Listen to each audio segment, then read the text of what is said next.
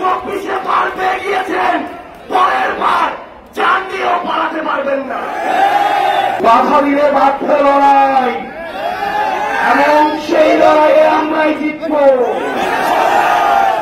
আমাদেরকে বাধা দেওয়ার চক্রান্ত করা হচ্ছে,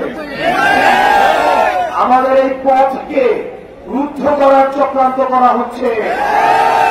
স্পষ্ট করে বলছি, বাধা দিলে বাধ্য লড়াই, এবং সেই লড়াইয়ে আমরাই জিতব।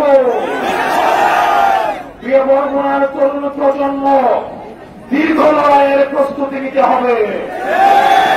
চাঁদাবাজরা ষড়যন্ত্র শুরু করেছে, তাদের বিরুদ্ধে দীর্ঘ লড়াইয়ের আমাদের প্রস্তুতি নিতে হবে, এবং আমাদের লড়াই শেষ হবে সংসদে গিয়ে।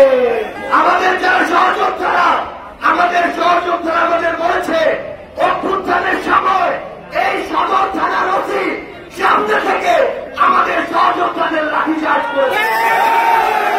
আমরা স্পষ্ট করে বরগুনার পুলিশের যারা রয়েছে, আমরা এসপি থেকে ওসি থেকে সবাইকে বলি, আপনারা বরগুনার জনগণের পুলিশ হয়ে উঠুন। যদি বরগুনার কোন দলের পুলিশ হয়ে উঠেন, তাহলে আগামী বাংলাদেশে আপনাদের আর জায়গা হবে না।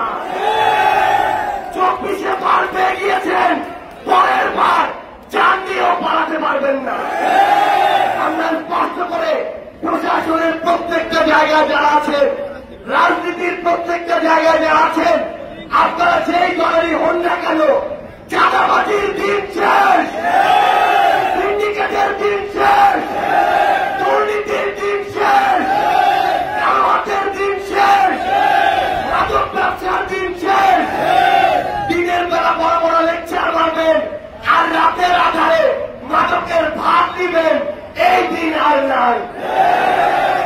আমার প্রিয় বরগুনাবাসী, আমার পরিবারের বরগুনা, আপনাদের কাছে আমার আহ্বান, আপনারা যদি রুখে দাঁড়ান, আর কারোর সাহস হবে না আপনাদের গলা চেপে ধরা।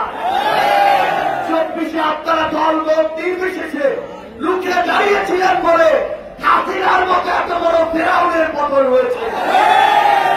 আমি আপনাদেরকে অনুরোধ করব, আমাদের জায়গা থেকে আহ্বান জানাবো, যেই দলেরই হোক না কেন, যেই মত ধর্ম বর্ণেরই হোক না কেন, কেউ যেন এই বরগুনায় অন্যায় করে আর পার না পেয়ে যায়।